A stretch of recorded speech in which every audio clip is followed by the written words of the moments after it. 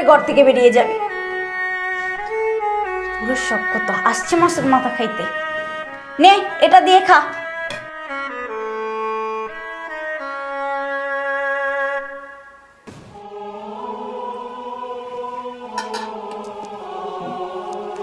বুড়োর এক পা কবরে চলে গেছে, এখন দেখি আবার ছোট বাচ্চাদের মতো কান্না শুরু করছে। দেখ বুড়ো, এখানে কোনো কান্নাকাটি চলবে না। তোকে যেটা দিয়ে দিছি ওইটা দিয়ে খাইলে খা, নাইলে এখান থেকে যা।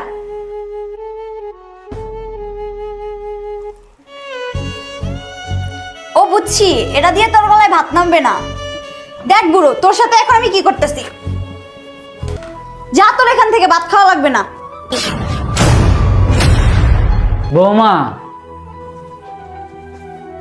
বাহ বাহ,